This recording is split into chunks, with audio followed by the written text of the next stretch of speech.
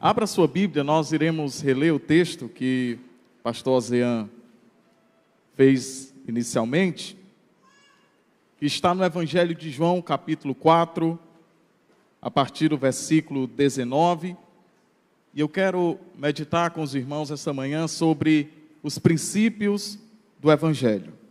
João, capítulo 4, versículo 19, até o versículo de número 30, que diz assim a palavra de Deus.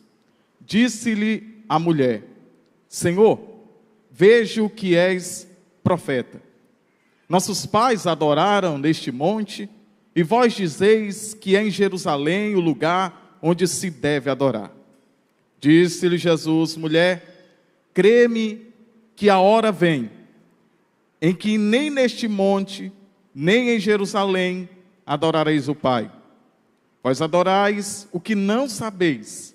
Nós adoramos o que sabemos, porque a salvação vem dos judeus. Mas a hora vem, e agora é, em que os verdadeiros adoradores adorarão o Pai em espírito e em verdade. Porque o Pai procura tais que assim o adorem. Deus é espírito, e importa que os que o adorem em espírito e em verdade. A mulher disse-lhe: eu sei que o Messias, que se chama o Cristo, vem.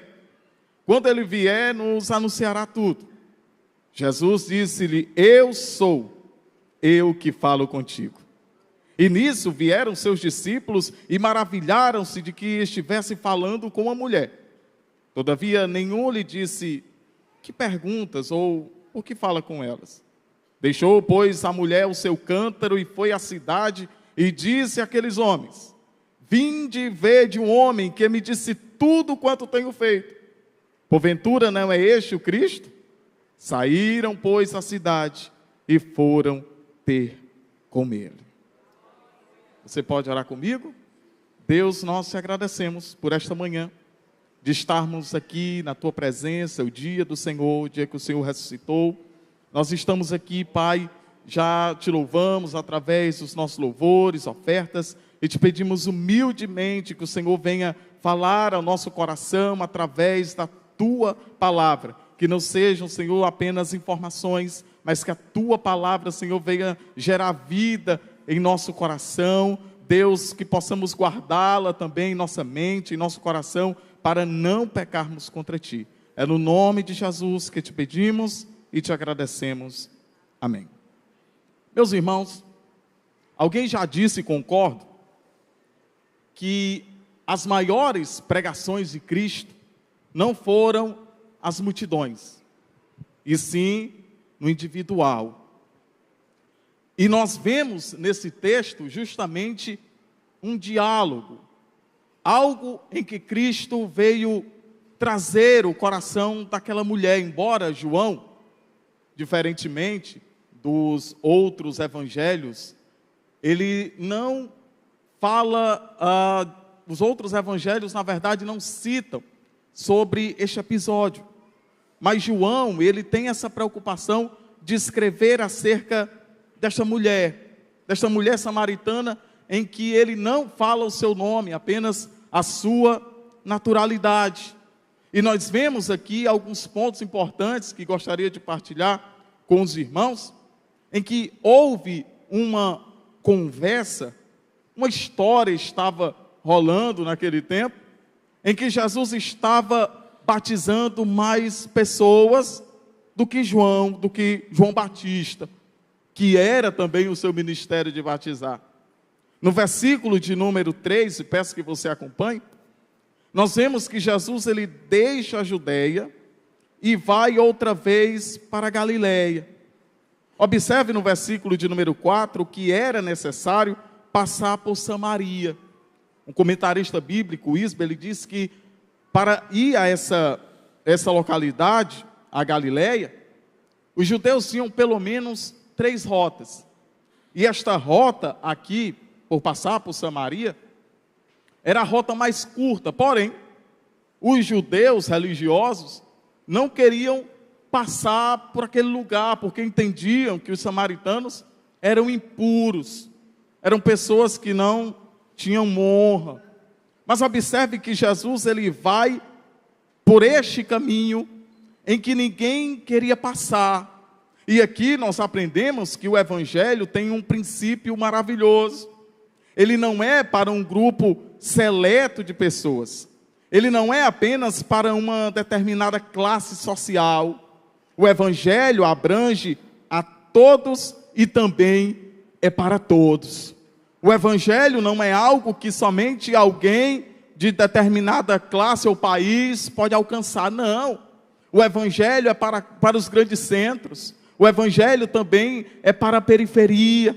E nós estamos aqui hoje, meus irmãos, justamente por isso, porque o Evangelho nos alcançou. O Evangelho nos mudou, o Evangelho nos salvou através da pessoa bendita de Jesus. O Evangelho pode fazer aquilo que o homem não pode fazer. O Evangelho faz aquilo que as leis do país não podem realizar, porque o Evangelho é poder de Deus para a salvação de todo aquele que nele crê. O Evangelho nos alcançou, com isso nós somos salvos na pessoa bendita de Jesus.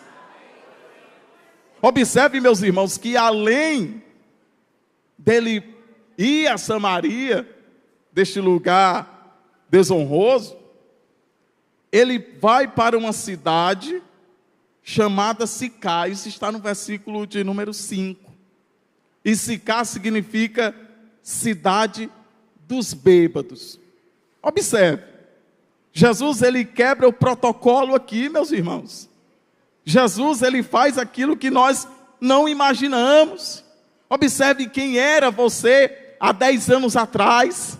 E olha onde o Senhor tem colocado você. Isso é graça de Deus, isso é favor imerecido. Isso quem faz é o Evangelho de Cristo. O Senhor nos tirou do lamaçal do pecado, trocou as nossas vestes, colocou um novo cântico em nossa boca, e hoje nós podemos dizer que grandes coisas fez o Senhor por nós, e é por isso que nós estamos alegres.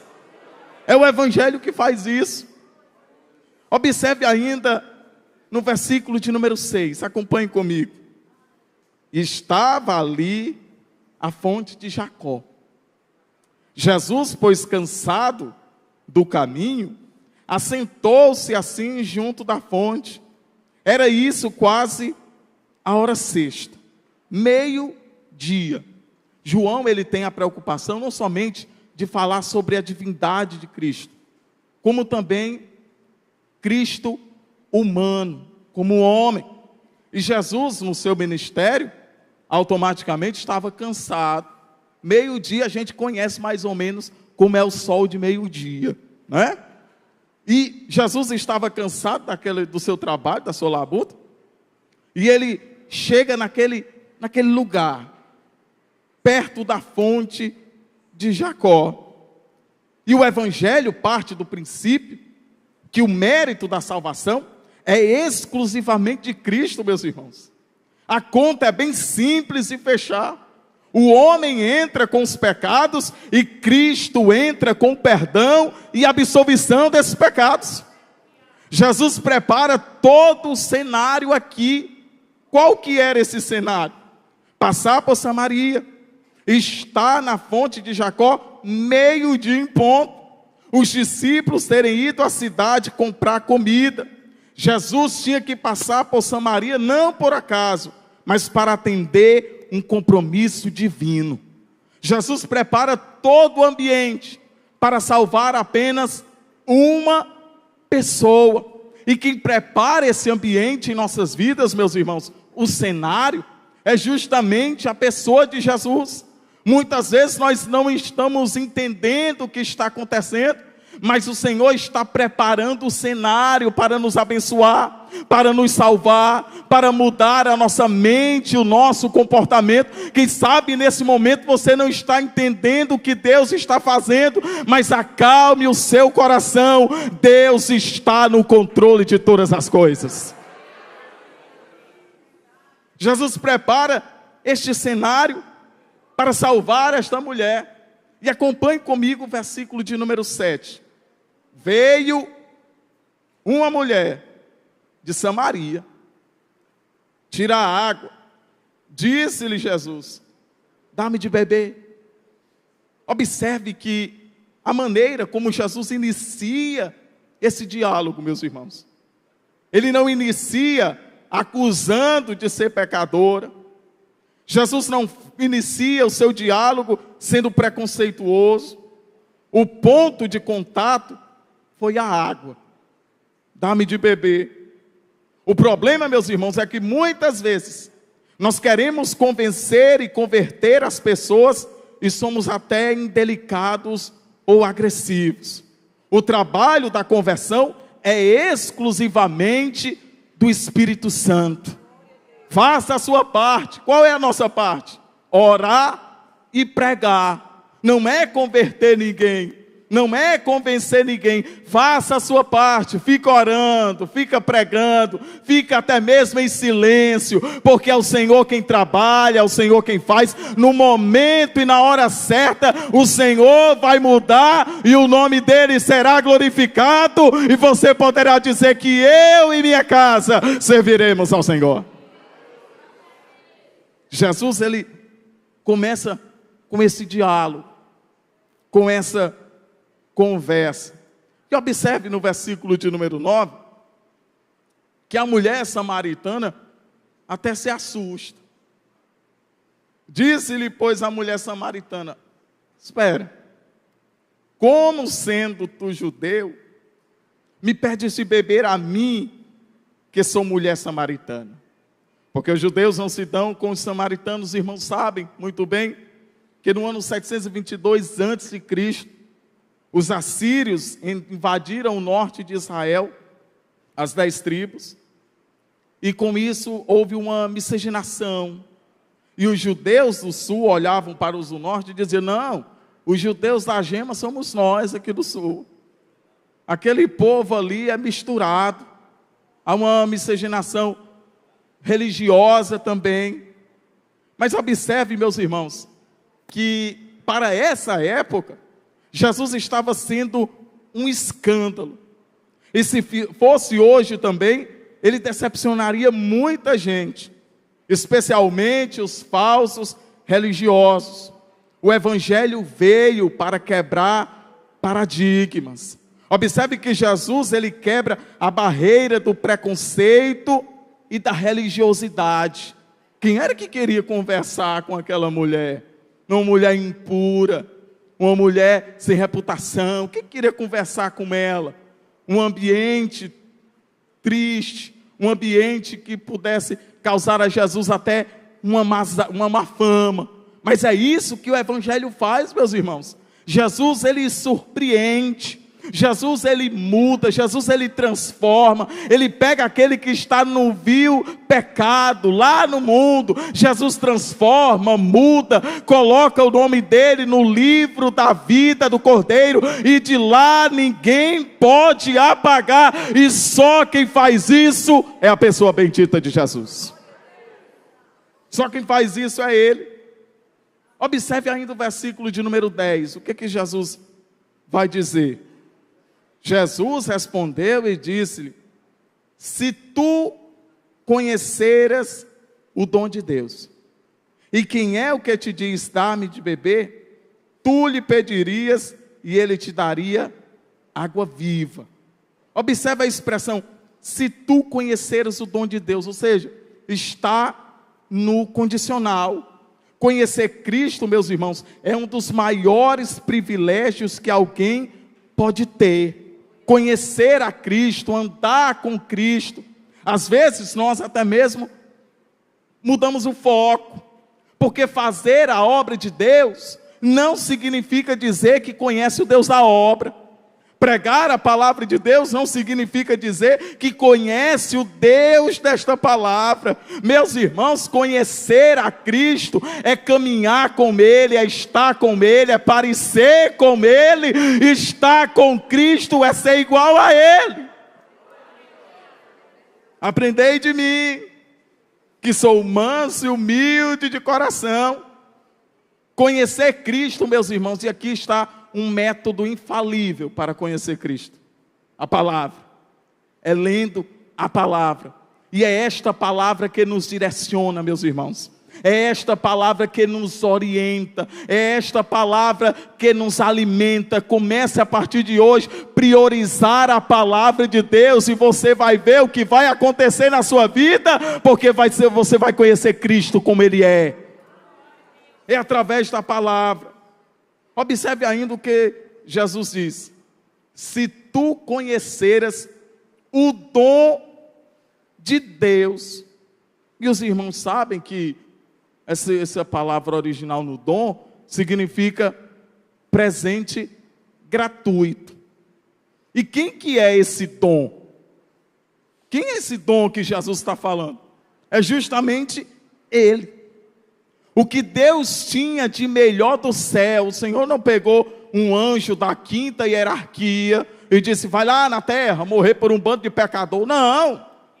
O Senhor pegou o que tinha de melhor no céu, a pessoa bendita de Jesus. E isso está um princípio glorioso, meus irmãos, que nós temos que dar o melhor para Deus, o melhor da nossa inteligência, o melhor do nosso tempo, o melhor das nossas finanças é para Ele, é para a glória dEle, porque dEle, por Ele e para Ele são todas as coisas.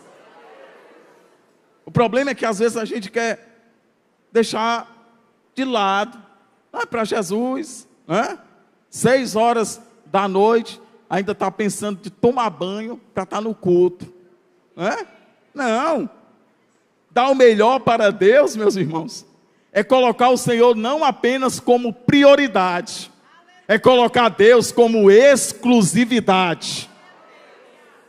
Dar o melhor para Deus é colocar sempre Ele. O que Cristo pensaria sobre isso?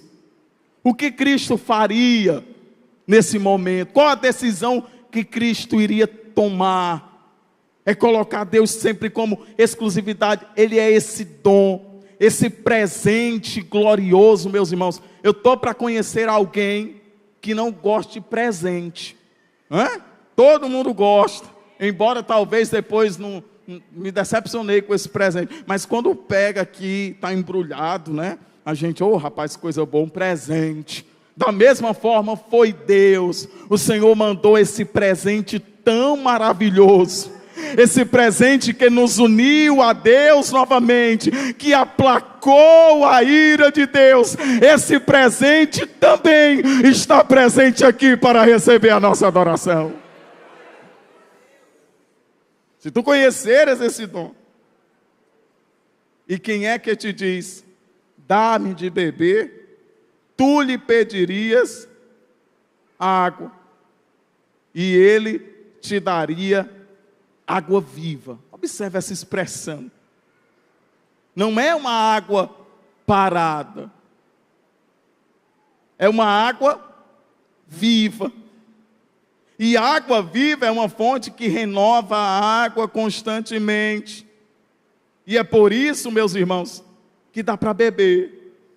Quando nós bebemos dessa água dada por Cristo, nós não precisamos ir atrás de outras fontes, porque em Deus nós estamos satisfeitos.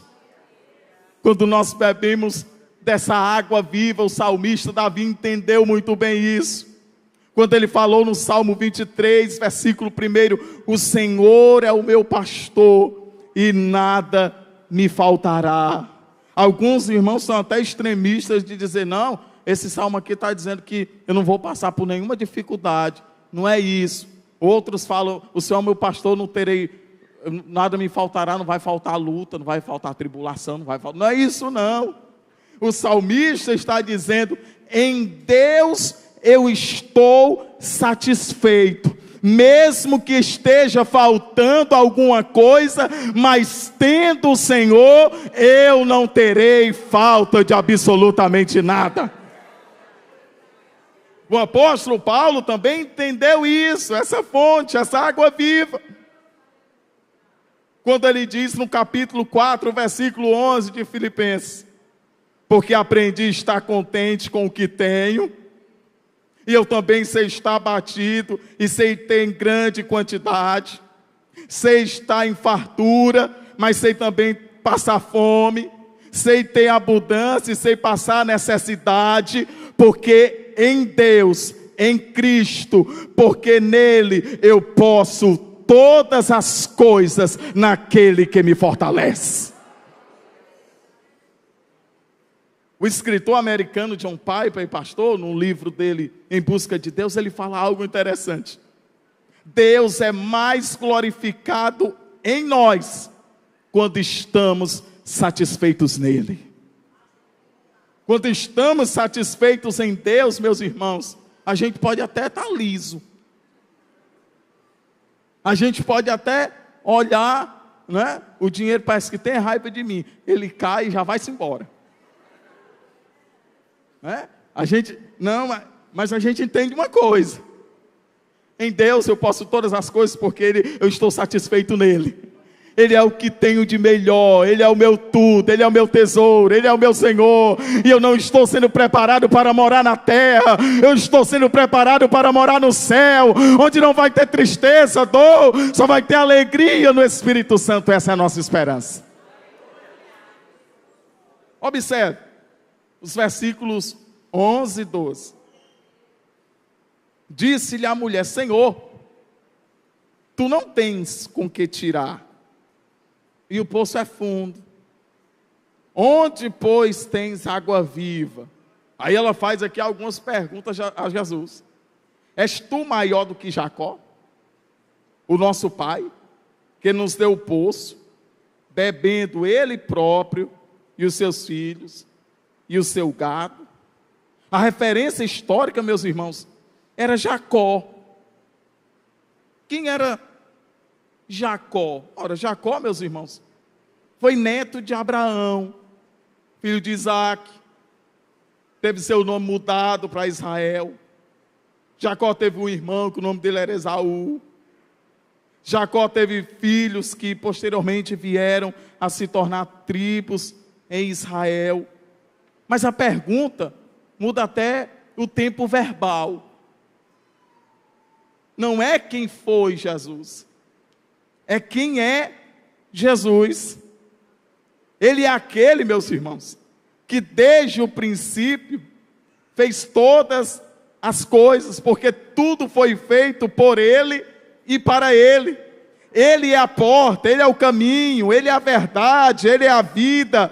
Ele é aquele que mede os céus a palmos e que os oceanos cabem na palma de sua mão. Ele é aquele que diz em Isaías 43:13: antes que houvesse dia eu sou, e não há quem possa escapar das minhas mãos, porque operando eu, quem impedirá?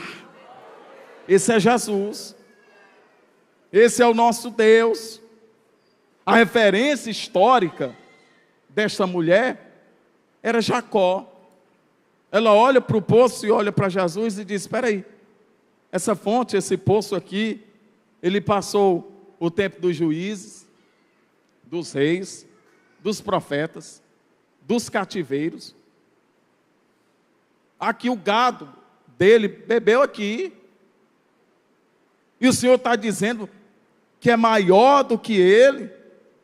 O Senhor está dizendo que tem mais poder do que ele, e isso está no versículos 13 e 14, acompanhe comigo. Jesus respondeu e disse: qualquer que beber desta água, tornará a ter sede. Mas aquele que beber da água que eu lhe der, nunca terá sede. Porque a água que eu lhe der, se fará nele uma fonte de água a jorrar para a vida eterna. Em outras palavras, a tua alma está sedenta, e os prazeres dessa vida não poderão saciá-la. Deixa eu te dizer uma coisa. Jesus, Ele conhece a tua história, e Ele sabe exatamente como mudá-la. Às vezes nós queremos, como seres humanos, queremos nos saciar. Você já viu aquela pessoa que é 26 horas, não é nem 24 horas, é 26 horas só pensando em trabalho?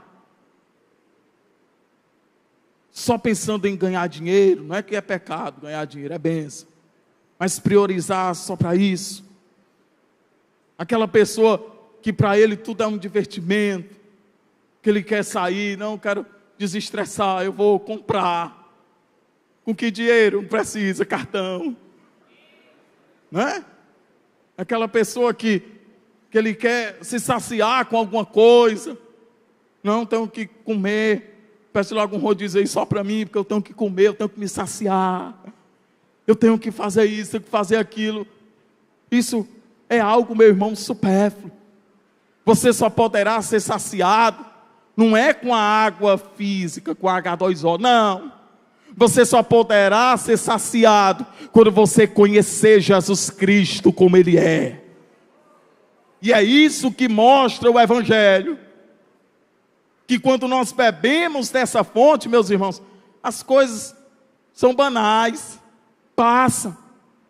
Observe a parte B do versículo de número 14. Quando ele diz, porque a água que eu lhe der, se fará nele uma fonte de água a jorrar para a vida eterna. Isso fala, meus irmãos, que o Evangelho é uma vida dinâmica. Cada dia nós temos que melhorar. Paulo, escrevendo aos Romanos, no capítulo 1, versículo 16 e 17, ele diz, porque não me envergonho do Evangelho de Cristo, pois é o poder de Deus para a salvação de todo aquele que crê, primeiro do judeu e também do grego, porque nele se descobre a justiça de Deus, observe, de fé em fé, como está escrito, o justo viverá da fé. É uma fé hoje, uma fé amanhã, e outra fé depois da manhã, e vai crescendo. Paulo escrevendo em 2 Coríntios capítulo 3, versículo 18, mas todos nós, como o rosto descoberto, refletindo como espelho a glória do Senhor, somos transformados de glória em glória, na mesma imagem como pelo Espírito do Senhor. É uma glória hoje, uma glória amanhã, uma glória depois de amanhã. É algo gradativo, vai aumentando.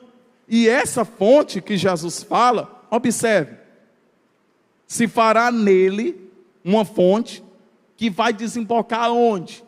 Na vida eterna.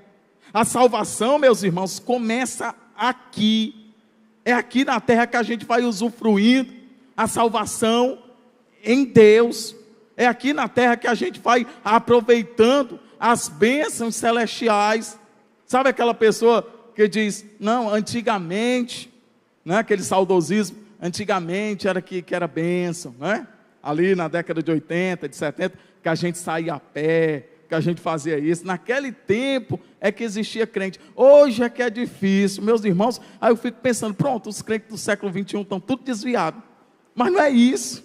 O Senhor não parou nas páginas da Bíblia Sagrada. Ele é o mesmo ontem, hoje, será eternamente. O mesmo Deus que operou na década de 70 e 80, é o mesmo Deus que opera hoje. Ele é o Senhor para a glória de Deus. Não é? Aí fica aquela pessoa que a gente conversa.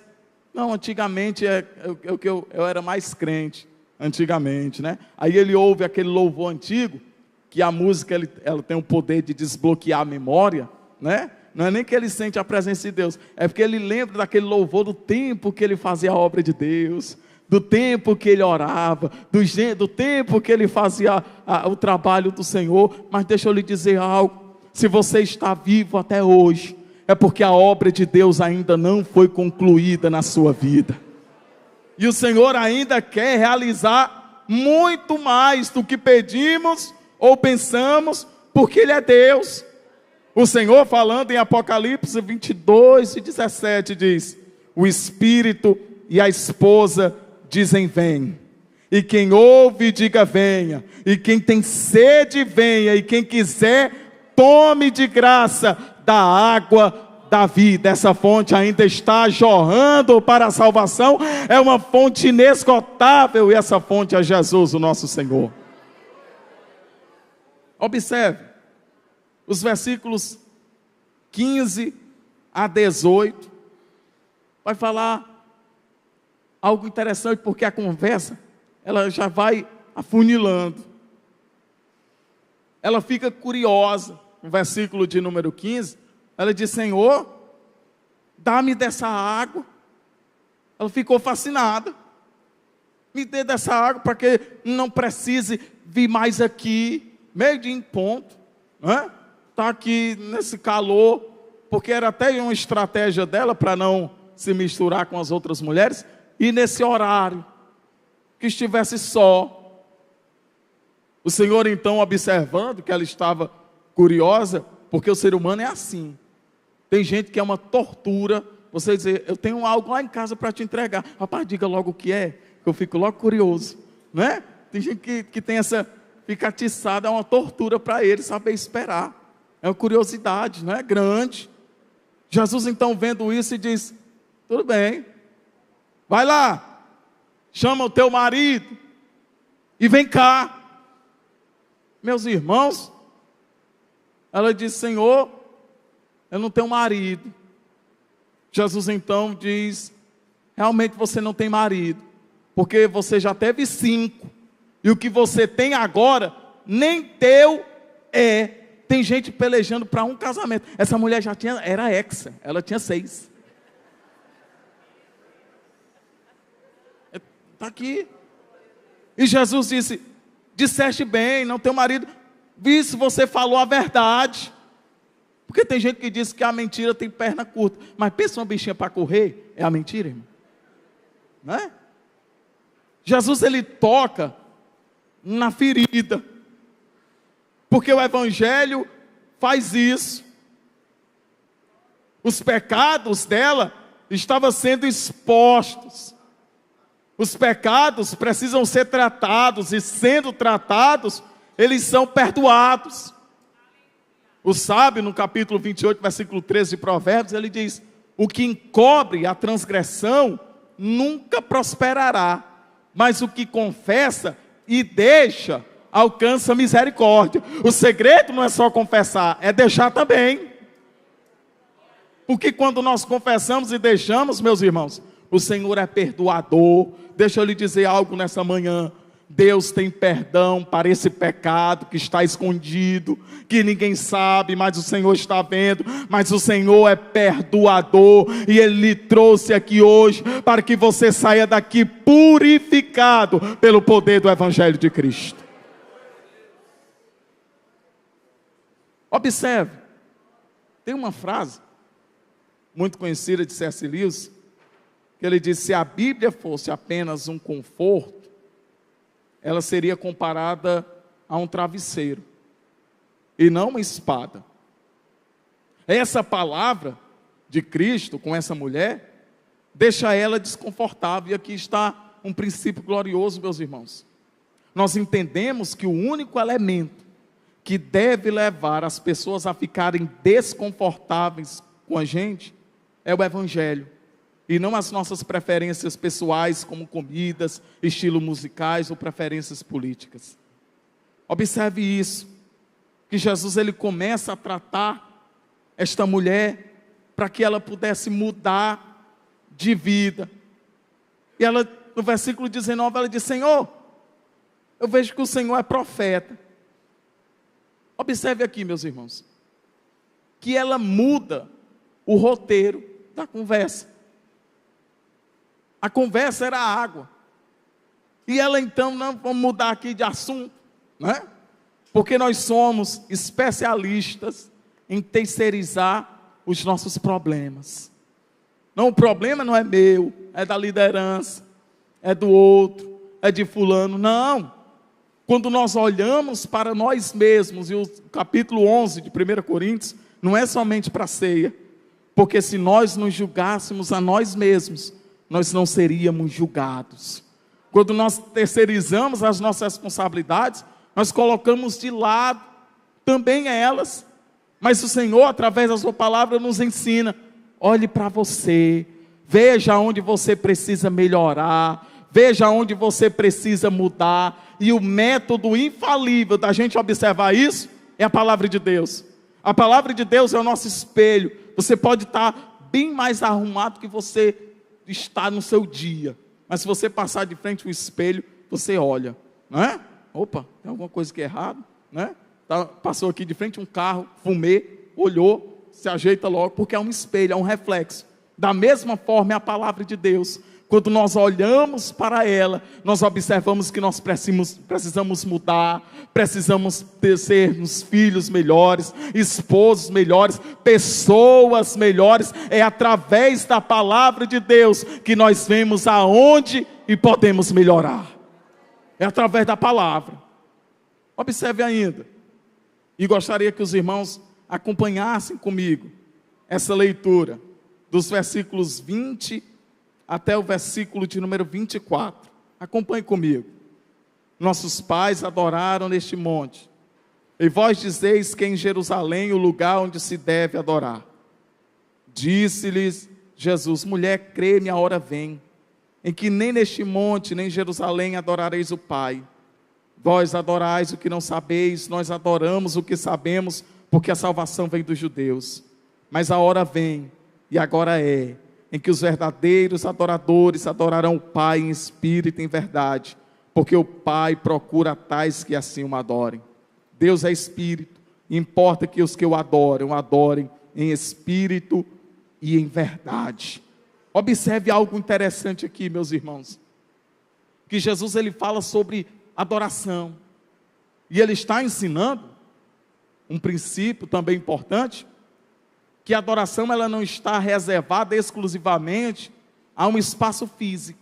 Não. A nossa vida é uma vida de adoração a Deus. O cristão não é aquela pessoa esquartejada. Não, aqui na igreja eu sou crente, mas lá no trabalho eu sonego algumas coisas, eu faço isso, eu faço aquilo. Não. O cristão, ele é autêntico aqui, ali e além. É uma vida de adoração permanente. O culto do cristão, ele é 24 horas adorando o nome de Jesus, louvando a Ele, agradecendo a Ele, porque Ele tem cuidado de nós.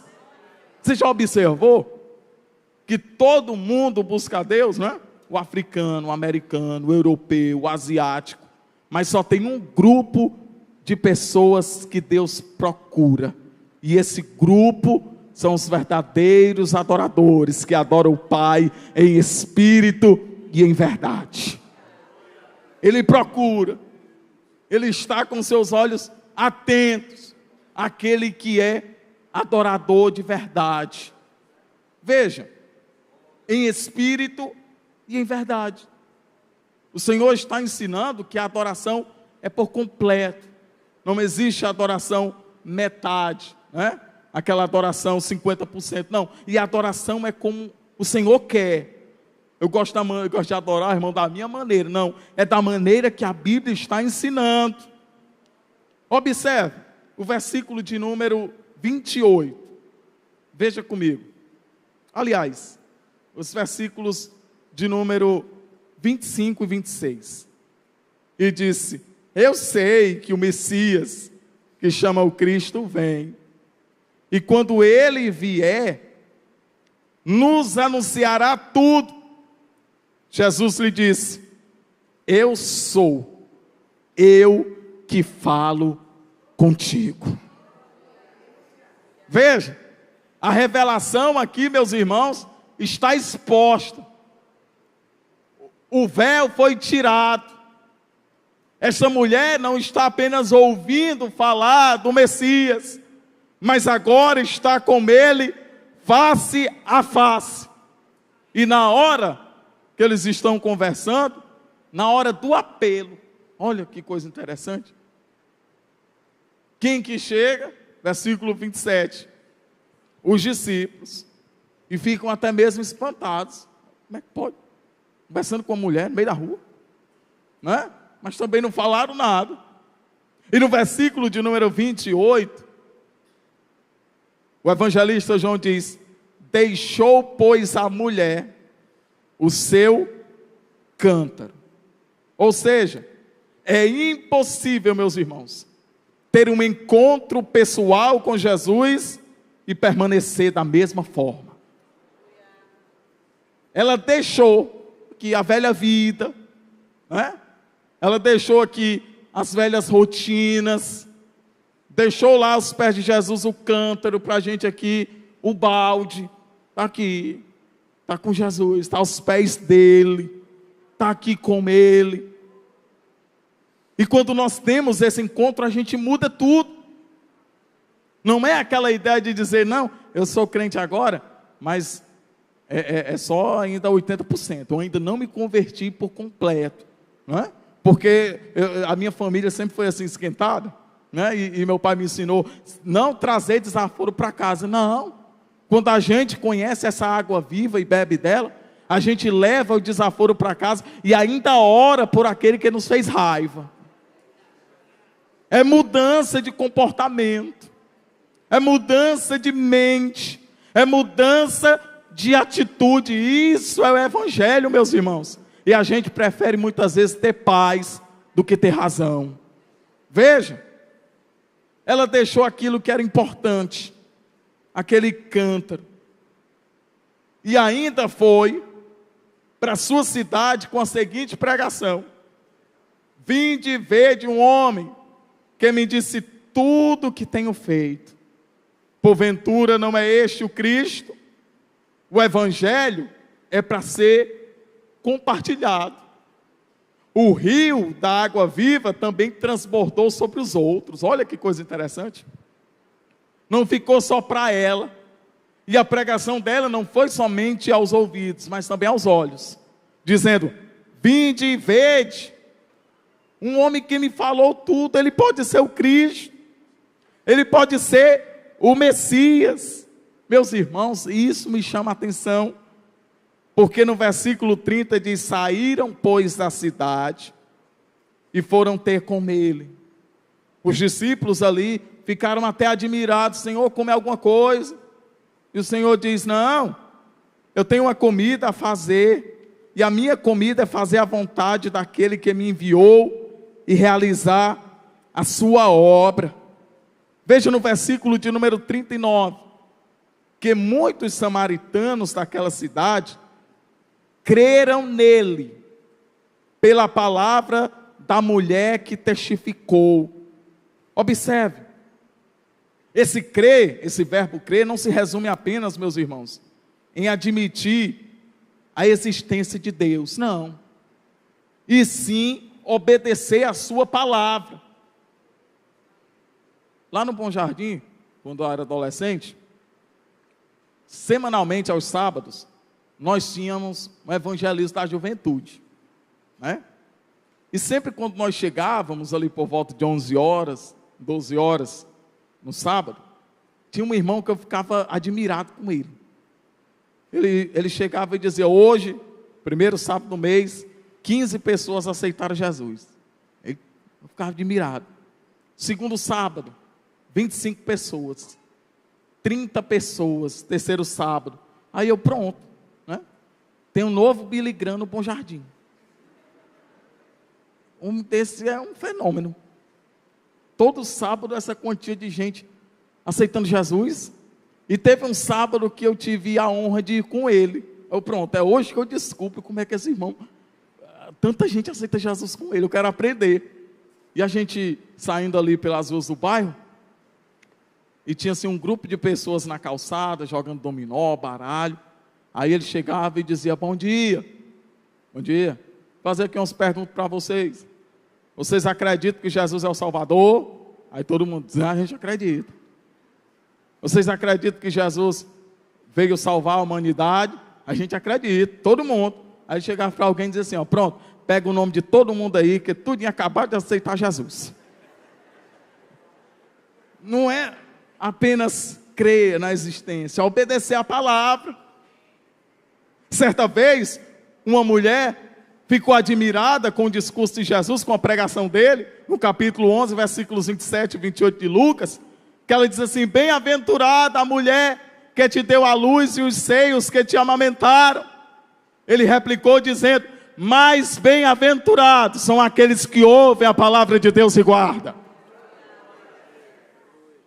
A palavra de Deus não é apenas para ser crida, e sim colocada em prática.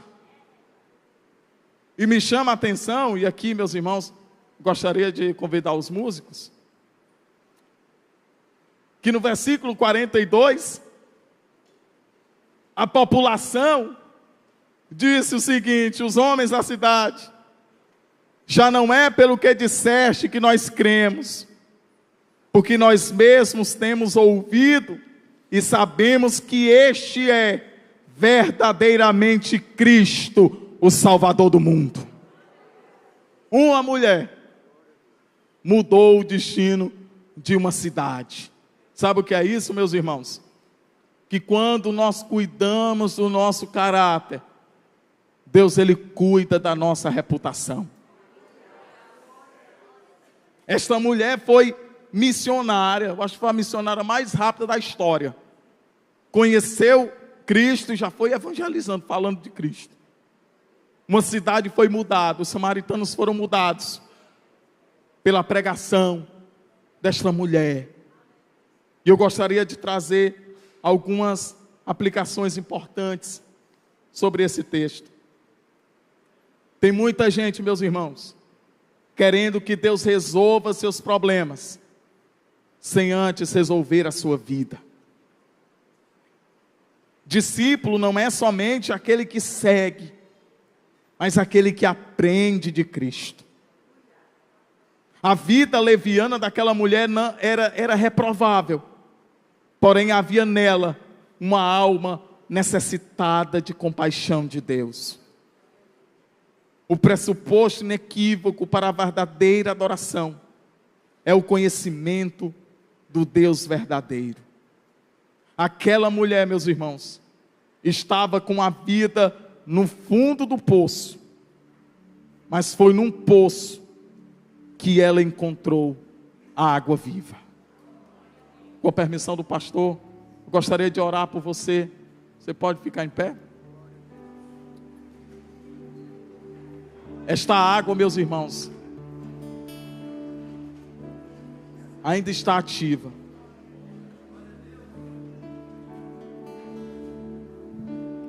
E eu gostaria de orar por você, que está precisando de uma renovação espiritual. Gostaria de orar por você, que está precisando se encontrar com Cristo novamente. E esse é o momento que, enquanto os irmãos vão louvar, nós vamos interceder por sua vida hoje. Porque o Senhor não mudou, Ele é o mesmo ontem, hoje e será para sempre.